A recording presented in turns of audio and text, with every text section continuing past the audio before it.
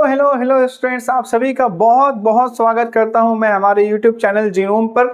आज हम लोग जो चैप्टर स्टार्ट करने जा रहे हैं लाइफ साइंस का one of the important chapter है अच्छा बच्चा इसको समझ नहीं पाता है। जी हाँ, बात हो रही है यहाँ पर cell cycle and cell division की। बहुत ज्यादा इम्पॉर्टेंट चैप्टर, डायग्राम इससे आता है, शॉर्ट क्वेश्चंस मिलेगा, एमसीक्यू में होगा, लॉन्ग क्वेश्चन एकदम 100% है। यानी कि एक ऐसा चैप्टर जिसको अगर आप कवर अप कर ले तो ओवरऑल अच्छा खासा लाइफ साइंस के क्वेश्चन में मार्क्स को ये होल्ड करता है।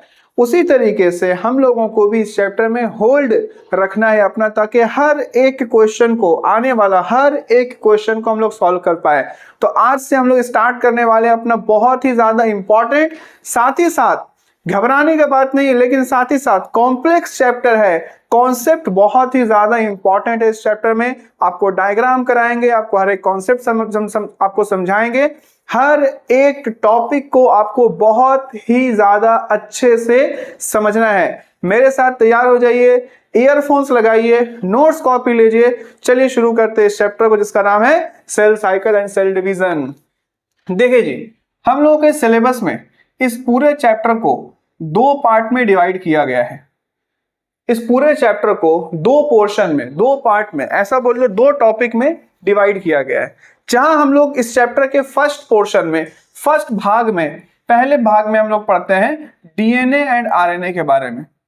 जहां पहले पार्ट में हम लोग को पढ़ाया जाता है डीएनए या फिर आरएनए के बारे में। डीएनए के बारे में ज्यादा, आरएनए के बारे में थोड़ा कम इंफॉर्मेशन हम लोग के सिलेबस में है। तो डीएनए क्या है, आरएनए क्या है, ये आपको समझाया जाएगा।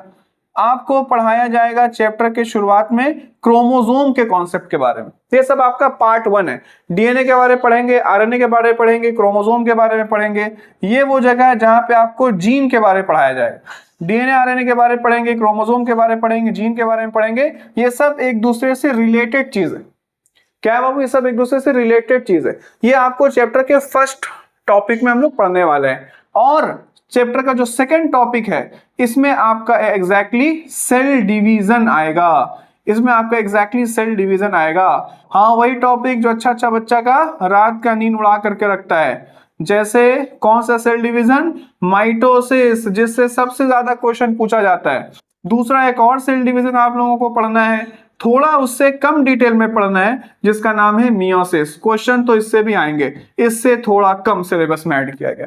तो माइटोसिस को हम लोग ज्यादा फोकस करेंगे, ज्यादा अच्छे से पढ़ेंगे। मियोसिस को भी पढ़ना है, लेकिन कुछ इंपॉर्टेंट टॉपिक्स आपके सिलेबस में ऐड किया गया है, तो उसको हम लोग पढ़ेंगे। तो ये हो गया, समझ लीजिए चैप्टर का एक ओवरऑल ओवरव्यू, एक आउटलाइन, यानी कि चैप्टर में हम लोग को पढ़ना क्या है। तो आज हम लोग स्टार्ट करेंगे अपना डीएनए, आरएनए, क्रोमोसोम, जीन, इसके कॉन्सेप्ट से, और धीरे धीरे कॉन्सेप्ट को उठा करके हम लोग माइटोसिस और मियोसिस तक लेकर के जाएंगे।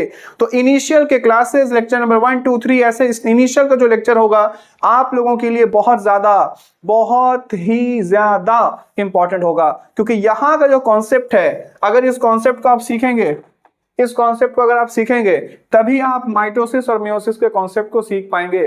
0 से 100 आपको हम लेकर के जाएंगे इस चैप्टर में, ये मेरा वादा है। लेकिन आपको अगर 0 से 100 जाना है तो आपको भी मेरा साथ देना पड़ेगा, आपको भी पेन पेपर लेके बैठना पड़ेगा। ऐसे नहीं होगा।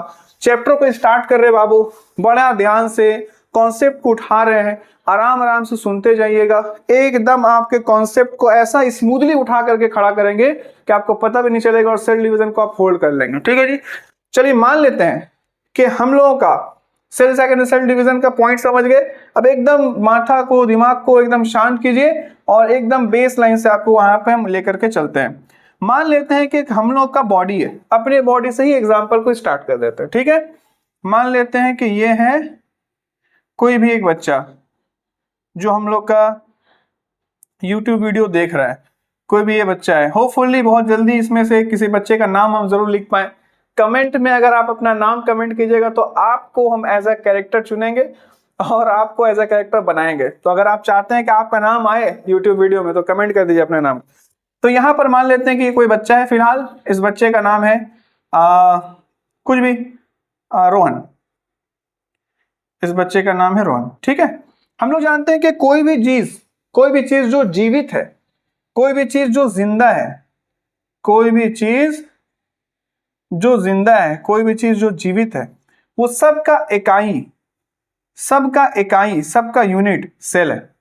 कोई भी जीवित चीज, कोई भी जिंदा चीज सेल से मिलकर के बनी हुई होती है। सेल जिसको हम लोग हिंदी में कोशिका और उर्दू में खुलिया बोलते हैं। तो हम लोगों का बॉडी हो, चाहे कोई भी जीव जंतु, कोई भी जानदार, अगर तुम उसका शरीर उठाओगे, उसका बॉडी उठाओगे, तो उसका बॉडी क्या चीज का बना हुआ होगा? उसका बॉडी का इकाई, उसका बॉडी का यूनिट क्या होगा? सेल होगा। बॉडी का यूनिट क्या होगा? कोशिका होगा। चलिए हम लोग मान लेते हैं कि ये एक सेल है। जो बात बता रहे बहुत ध्यान से सुनिएगा। मान लेते हैं कि ये एक सेल है। सेल के बिल्कुल सेंटर में हम लोगों को, ये हम लोग अपना बात कर रहे हैं, ठीक है, सेल के बिल्कुल सेंटर में हम लोगों को गोल सा एक स्ट्रक्चर दिखता है। सेल के सेंटर में हम लोगों को एक गोल सा स्ट्रक्चर दिखता है। क्या नाम है सर इसका? क्या नाम है सर इसका? सेल के सेंटर में ये जो गोल सा स्ट्रक्चर है, क्या नाम है इसका? प्यार से इसको हम लोग न्यूक्लियस के नाम से जानते हैं। क्या बोलेंगे बाबू उसको? न्यूक्लियस। हिंदी में इसको बोला जाता है केंद्र। क्या बोलते हैं बाबू? कोशिका का केंद्र। और हम लोग नॉर्मली क्या बोलते हैं? सेल का न्यूक्लियस है ये। क्लियर है? यहाँ पर ये सेल का न्यूक्लियस है। अगर आपसे देखिए, ये पूछेगा तो कोई नहीं, लेकिन अगर थोड़ा एडवांस लेवल का नॉलेज आपको हम दे दें कि न्यूक्लियस को डिस्कवर करने वाले साइंटिस्ट का नाम क्या था। हालांकि ऐसा बहुत सिलेबस में एडेड नहीं है, लेकिन एक एक्स्ट्रा पंच यार, क्या दिक्कत है? डिस्कवर्ड बाय, न्यूक्लियस को ढूंढने वाले साइंटिस्ट का नाम था रॉबर्ट ब्राउन। ठीक है, क्या नाम था बाबू? Robert Brown. तो सेल का जो न्यूक्लियस है, सेल का जो केंद्र है, उसको जब हम लोग माइक्रोस्कोप में देखते हैं, मान लेते हैं कि आप एक सेल लिए, उस सेल को आप माइक्रोस्कोप में लगाए और माइक्रोस्कोप में आप देख रहे हैं, तो जब आप उसके न्यूक्लियस को देखेंगे तो उस न्यूक्लियस के अंदर आपको एक ऐसा धागा जैसा स्ट्रक्चर दिखेगा। आपको न्यूक्लियस के अंदर में लगेगा कि एक धागा पड़ा हुआ है, एक धागा जैसा स्ट्रक्चर पड़ा हुआ है। क्या नाम है सर इसका? क्या नाम है इस धागे का? जो केंद्र के अंदर, जो न्यूक्लियस के अंदर में एक धागा पड़ा हुआ है, क्या नाम है इस धागे का? तब बहुत सारे बच्चों के माइंड में आ रहा होगा कि सर ये होगा डीएनए, क्योंकि हम लोग के न्यूक्लियस के अंदर में डीएनए होता है। लेकिन आप देखेंगे कि आपके बुक में इसको डीएनए नहीं लिख करके एक अलग नाम से लिखा जा रहा है, जिसका नाम है क्रोमाटिन। क्या नाम लिखा जा रहा है बाबू? क्रोमाटिन। अब बहुत सारे बच्चों को कंफ्यूजन होगा कि सर ये क्रोमाटिन क्या चीज है। हम लोग तो सोच रहे थे कि न्यूक्लियस के अंदर डीएनए होगा। क्या क्रोमाटिन ही डीएनए है? क्या क्रोमाटिन ही डीएनए है?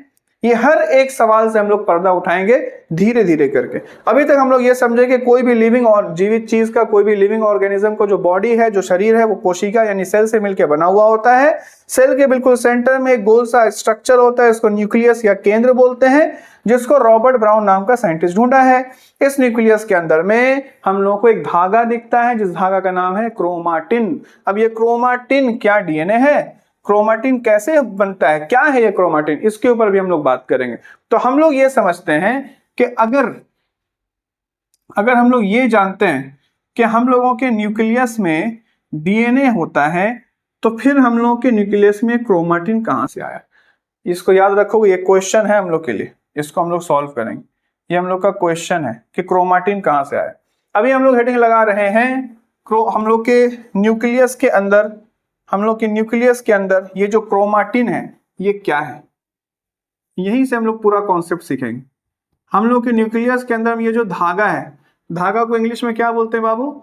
धागा को इंग्लिश में बोलते हैं थ्रेड। तो ये जो धागा के जैसा हमको एक स्ट्रक्चर दिख रहा है, धागा के जैसा जो आकृति दिख रहा है, इसका नाम क्या है बाबू? क्रोमाटिन। जब हम लोग क्रोमाटिन को बहुत करीब से देखते हैं, तब देखते हैं कि क्रोमाटिन तो दो चीज से मिलकर बना है। क्रोमाटिन को जब हम लोग बहुत करीब से माइक्रोस्कोप में बहुत मैग्नीफाई करके देखते हैं, तब देखते हैं ये क्रोमाटिन तो दो चीज से मिलकर बना है। क्या क्या चीज है सर? एक है सर डीएनए। यस, ये तो नहीं बोल सकते कि क्रोमाटिन खुद डीएनए है, लेकिन ये जरूर बोल सकते हैं कि क्रोमाटिन में डीएनए होता है। और दूसरा एक स्पेशल प्रोटीन है, इसका नाम नहीं बोलेंगे। दूसरा एक स्पेशल प्रोटीन है जिसका नाम है हिस्टोन प्रोटीन। क्या नाम है बाबू? Histone protein. तो डीएनए और हिस्टोन प्रोटीन के मिलने से जो धागा, जो थ्रेड रेडी होता है, उस धागा या फिर उसी थ्रेड को हम लोग क्रोमाटिन बोलते हैं। यानी कि अगर हम लोग डीएनए में एक स्पेशल प्रोटीन को जोड़ दें, डीएनए में एक स्पेशल प्रोटीन को जोड़ दें जिसका नाम है हिस्टोन प्रोटीन। डीएनए में अगर हम लोग हिस्टोन प्रोटीन को जोड़ दें तो यही डीएनए का धागा क्रोमाटिन कहलाता है। तो अगर आपसे कोई पूछे कि भाई न्यूक्लियस के अंदर में क्रोमाटिन क्या है, तब आप पूछेगा भाई बोलिएगा तब कि आप न्यूक्लियस के अंदर में जो क्रोमाटिन है वो और कुछ भी नहीं है, वो डीएनए ही है, लेकिन वो हिस्टोन प्रोटीन के साथ जुड़ा हुआ है, हिस्टोन प्रोटीन के साथ चिपका हुआ है। इसको हम लोग समझते हैं कि इसका क्या मतलब है, हिस्टोन प्रोटीन के साथ चिपकने का क्या मतलब है, इसके ऊपर भी चर्चा होनी है। तो आप लोगों के सिलेबस में डीएनए में डिटेल में चर्चा दिया गया है कि डीएनए को एकदम डिटेल में पढ़िए। तब हम लोग पढ़ेंगे कि डीएनए का स्ट्रक्चर कैसा है, डीएनए कैसा होगा, और फिर हिस्टोन प्रोटीन के साथ में तो किस तरीके से जुड़ा और जुड़ करके कैसे ये धागा बनाया जिसका नाम है क्रोमाटिन। क्या नाम है? क्रोमाटिन। ये क्रोमाटिन को ध्यान से देखोगे तो ये दो शब्द से मिलकर के बना है, एक है क्रोम और एक है टिन। टिन के मतलब होता है धागा, टिन के मतलब क्या होता है बाबू? धागा। और क्रोम का मतलब क्या होता है? कलर। क्रोम का मतलब क्या होता है? कलर। तो ऐसा नाम क्या बनता है? क्रोमाटिन। तुमको लगेगा नाम बन रहा है सर कलरफुल धागा, कलरफुल धागा नाम नहीं बन रहा है, नाम बन रहा है कलर थ्रेड। का मतलब है कि एक ऐसा धागा जिसको कलर करने पे वो दिखेगा, कलर करने पे वो नजर आएगा। जैसे तुमको एक एग्जांपल बता रहे, तुम एक सेल लेकर के आए, लगाए माइक्रोस्कोप में देखे तो न्यूक्लियस तो दिखेगा आपको, केंद्र तो दिखेगा, लेकिन उसमें ये धागा नहीं दिखेगा, ये धागा नहीं दिखेगा क्योंकि ये धागा ट्रांसपेरेंट होता है, ये धागा पारदर्शी होता है, लाइट पास हो जाएगा उससे, आपको नजर ही नहीं आएगा। तो अगर आपको इस धागे को देखना है न्यूक्लियस के अंदर में, डीएनए को देखना है, क्रोमाटिन का धागा को देखना है, तो रंग करना पड़ेगा, स्टेन करना पड़ेगा। बायोलॉजी में, लाइफ साइंस में रंग करने को, कलर करने को स्टेन करना बोलते हैं। आपको रंग करना पड़ेगा, कलर करना पड़ेगा, तब ये धागा दिखेगा। इसलिए इसका नाम रखा गया क्रोमाटिन, एक ऐसा धागा जिसको कलर करने से ये नजर आता है। तो ये धागा बनाने के लिए हम लोग को दो चीज चाहिए, दो सामग्री चाहिए, एक डीएनए, दूसरा हिस्टोन प्रोटीन। तब हम लोग यहाँ पर दोनों के बारे में थोड़ा जानेंगे। आज हम लोग हेडिंग लगा रहे हैं डीएनए के बारे में। क्या हेडिंग लगा रहे बाबू? डीएनए के बारे में। जो सबसे पहला सवाल आपसे डीएनए से पूछा जाएगा वो होगा डीएनए का फुल फॉर्म। क्या पूछा जाएगा बाबू? वो है डीएनए का फुल फॉर्म। तो डीएनए का फुल फॉर्म हम लोग लिखेंगे डीऑक्सी राइबो न्यूक्लिक एसिड। क्या लिखेंगे बाबू? Deoxy ribo nucleic acid. बहुत सारा बच्चा यहां पे मिस्टेक करता है, इसको डी के बजाय लिख देता है die oxy ribo nucleic acid. ये भूल है, ये गलत है, ये डी सही है, डी। ठीक है, याद रखोगे। डी के मतलब होता है नो, नहीं, और डाई के मतलब होता है दो। ये बहुत बड़ा डिफरेंस हो जाएगा, सिर्फ डी और डाई में नो से दो का डिफरेंस पे हो जाएगा। तो ये क्या है इसको हम लोग समझेंगे आगे। डीएनए का फुल फॉर्म है डीऑक्सी राइबो न्यूक्लिक एसिड। लगे हाथ अगर डीएनए का हम लोग फुल फॉर्म लिख रहे हैं तो आरएनए का भी लिख दें। आरएनए का फुल फॉर्म है राइबो न्यूक्लिक एसिड। यानी कि दोनों के फुल फॉर्म को देख करके हमको पता चलता है कि चाहे हम डीएनए का फुल फॉर्म पढ़ें यानी कि डीऑक्सी राइबो न्यूक्लिक एसिड, या हम आरएनए का फुल फॉर्म पढ़ें यानी कि राइबो न्यूक्लिक एसिड, दोनों में एक चीज कॉमन है, वो है न्यूक्लिक एसिड। दोनों में एक चीज कॉमन है। क्या कॉमन है बाबू? Nucleic acid. यानी चाहे डीएनए हो चाहे आरएनए हो, दोनों का दोनों न्यूक्लिक एसिड है। क्या है बाबू? दोनों का दोनों न्यूक्लिक एसिड है। न्यूक्लिक एसिड क्या है? एक केमिकल स्ट्रक्चर है। न्यूक्लिक एसिड एक केमिकल स्ट्रक्चर है, चाहे डीएनए हो चाहे आरएनए हो, दोनों का दोनों के फुल फॉर्म में न्यूक्लिक एसिड आता है। यानी अगर आपको डीएनए समझना है तो न्यूक्लिक एसिड पढ़ना पड़ेगा, अगर आपको आरएनए समझना है तो न्यूक्लिक एसिड पढ़ना पड़ेगा। तो चलो हेडिंग लगाते हैं हम लोग, न्यूक्लिक एसिड।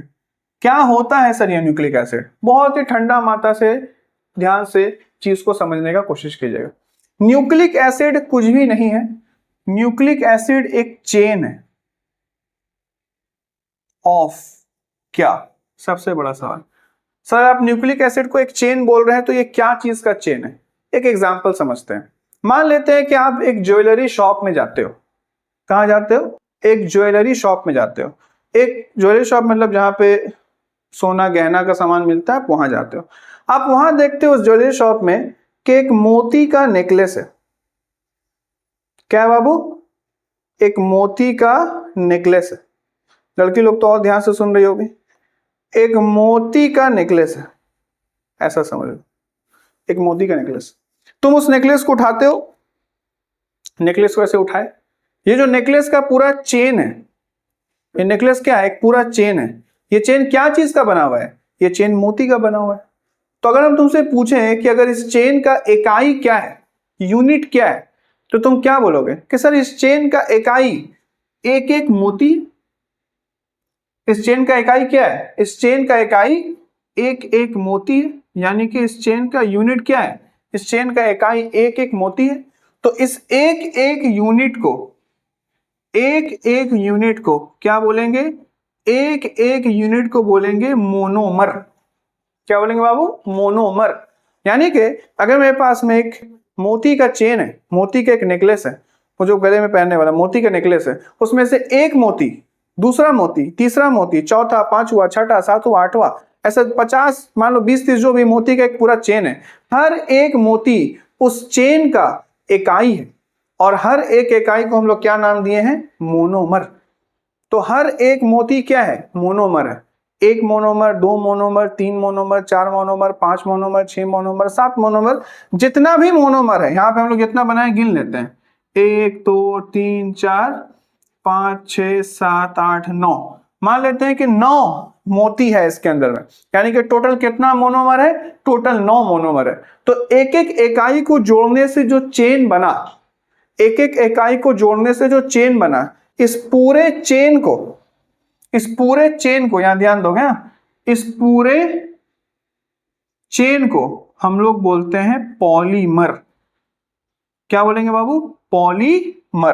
दैट मीन्स कि जो इस चेन का नाम है वो है पॉलीमर। अब पॉलीमर बनाने के लिए हमको क्या चाहिए? मोनोमर, यानी कि उसका एक एक इकाई। जैसे हम लोग माला जपते हैं, हिंदी उर्दू में बोला जाए तो तस्बीह पढ़ते हैं, माला जपते हैं।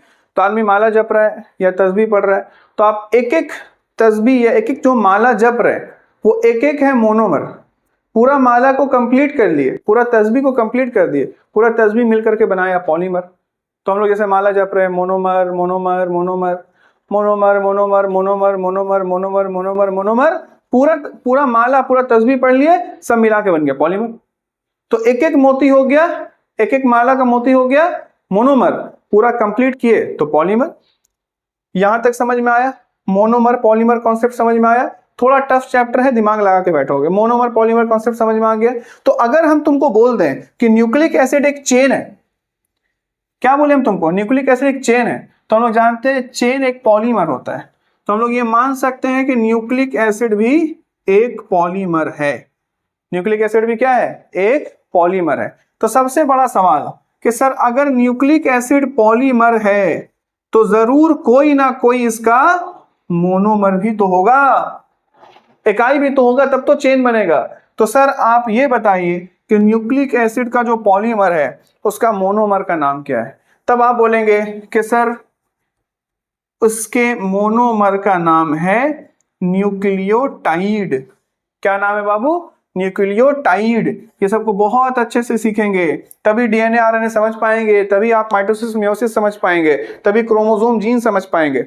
तो हम लोग ये बोल रहे हैं कि डीएनए जिसका फुल फॉर्म है डीऑक्सी राइबोन्यूक्लिक एसिड, आरएनए जिसका फुल फॉर्म है राइबोन्यूक्लिक एसिड, दोनों का दोनों न्यूक्लिक एसिड है। तो समझना तो पड़ेगा कि न्यूक्लिक एसिड होता क्या है। तो न्यूक्लिक एसिड होता है एक चेन को हम लोग यहाँ पे नेकलेस के एग्जांपल से समझे कि चेन एक पॉलीमर होता है, और जब भी कोई चीज पॉलीमर होती है तो उसका कोई ना कोई इकाई होता है जिसको मोनोमर बोलते हैं। तो न्यूक्लिक एसिड जो कि एक पॉलीमर है उसके मोनोमर का नाम है न्यूक्लियोटाइड। यानी एक न्यूक्लियोटाइड, दूसरा न्यूक्लियोटाइड, तीसरा, चौथा, पांचवा, छठा, सातवां, आठवां, ऐसा कई सारा न्यूक्लियोटाइड को जब हम लोग आपस में जोड़ेंगे तो उससे एक चेन बनेगा, and the chain is called, और ये चेन कहलाएगा यही न्यूक्लिक एसिड। क्लियर है? बात समझ में आ गई? देखो टफ चैप्टर है, यहां से यहां तक फटाफट से नोट डाउन कर लो। आज हम लोग इस चैप्टर का इंट्रोडक्शन ले चुके हैं। नेक्स्ट डे हम लोग बात करेंगे कि सर ये न्यूक्लियोटाइड क्या है और ये कैसे एक दूसरे के साथ जुड़ेगा और कैसे वो फॉर्मेशन करेगा न्यूक्लिक एसिड का। और सर अगर डीएनए भी न्यूक्लिक एसिड है, आरएनए भी न्यूक्लिक एसिड है और सब बना ही इसी से है, तो फिर दोनों में डिफरेंस क्या है, अलग कहाँ होगा, डीएनए कहाँ अलग होगा, आरएनए कहाँ अलग होगा, इसके बारे में हम लोग बात करेंगे। आज लेक्चर नंबर 1 था, बहुत ज्यादा बोर्ड पे आज हम नहीं बताए हैं, लेकिन जितना बताए हैं वो काफी है फर्स्ट क्लास के लिए। इसको अच्छे से पढ़िए, अच्छे से नोट डाउन कीजिए। मिलते हैं नेक्स्ट क्लास में एक नए कॉन्सेप्ट के साथ में, तब तक के लिए घर पे पढ़ते रहिए। तो बस आज के लिए इतना ही, बहुत बहुत शुक्रिया।